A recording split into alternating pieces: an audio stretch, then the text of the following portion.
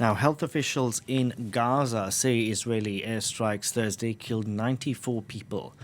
The humanitarian situation in the enclave continues to worsen, with an Israeli blockade on aid in effect for over 2.5 months now. Israel's prime minister says the Israeli army will resume the war with full force in the coming days.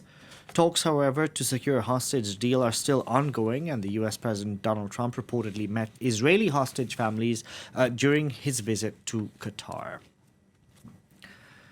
We can now bring in Sandrine Simon, Health Director at Médecins du Monde. Thank you so much for joining us on the program today. Firstly, do you have teams on the ground in Gaza, and if so, what are they telling you? Yes, we have around 80 persons that are currently in Gaza, working every day to try to provide medical consultation to thousands of people in Gaza. And what they are telling us the situation is terrible, is more and more terrible. Themselves, while they are working, they are facing, they are struggling for their own survival. Every day they have difficulty to find foods, clean waters, or anything to survive. And also they observe in our health centers rising level of malnutrition for people we observe, on a lot of health conditions that are due to the situation. So you said they're providing medical consultations on the ground in Gaza. Given that for over 2.5 months now, nearly 2.5 months, there has been this total blockade on everything entering the enclave. So then what are they doing for medical supplies in terms like bandages and things like that, which you would need during a war? Yeah, it's a really good question. So fortunately, we still have what we suppose that we still have medication for 3 or 4 weeks now. We have 4 trucks that are waiting to enter Gaza with medications, foods, and so on. But unfortunately for now, we have few medications remaining in our health center. So we continue to provide consultations. But some essential drugs are missing, like painkillers, for instance, which make quite difficult to attend the people. You mentioned that you have 80 staff on the ground. May I ask, where are they coming from? Are they local hires? Are they foreign nationals? Yes, they are local hires. We are not. It's not a possibility anymore to have expatriates, international staff within the Gaza Strip.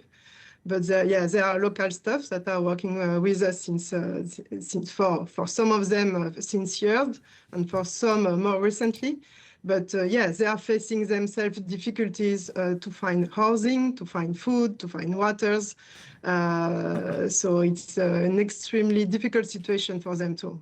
Now, Israel says it plans to resume the war with full force in the coming days, and then it wants to distribute aid through private players. How would that affect organizations like yours? For us, it's extremely complicated. First, it's not very clear the way Israel want to do that. But for sure, what the plan is explaining to us is unacceptable for us, because health cannot be managed by an occupation authorities, and it should be managed by let's say, by humanitarians that know how to do it and that are not party in the conflict. I don't know if you know, but the other day we had the French president who gave a very lengthy interview on TF1, one of the channels here in France, and he spoke about the situation in Gaza.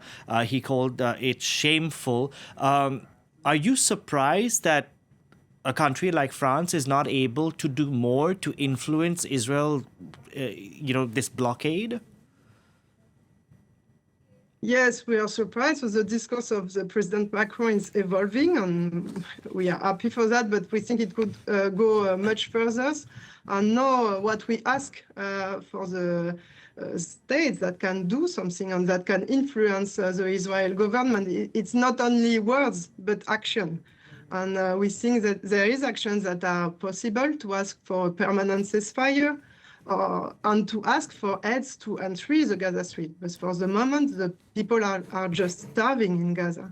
You mentioned that your teams have run out of painkillers. What are some of the most pressing needs at this point in time? Yeah, for the moment, one of the important problems is malnutrition. So we need supplementary food for people to recover from malnutrition, because malnutrition it could be very dangerous. Of course, it can be leading to death, but also it's leading to a lot of different infections, because it makes the people have less immunity when they are malnourished, and we have a risk of infection. But also, just risk of not possible to recover from an injury that could happen in this difficult context. Sandrine, what diseases are running rampant right now in Gaza? I mean, respiratory acute infection are quite common, but also infections. It could be skin infection and gastroenterical infection. Infections that are quite common for us if we are in a condition that we can have quickly drugs, or if we have well nourished and if we have access to drugs, but that can be catastrophic in the condition of Gaza. But also we can't forget mental health issue, because we have a population in Gaza that is facing security issue, that is struggling for this survival, for the survival of their kids. So you can imagine in terms of mental health, what is the condition of the people there. Indeed, because we don't even think of mental health. We're just talking about here and now. Mental health seems a long way off. Where exactly are your teams operating in Gaza? Because as you know, Israel has issued a plan that it wants to push the civilian population to the south of the enclave. So where are they operating now? And what do they say about this plan to move? So for the moment, we have 6 health centers in different spaces of the Gaza Strip, some in the north and some in the south of Gaza. Previously, we can't have clinics in the north, but now we have some.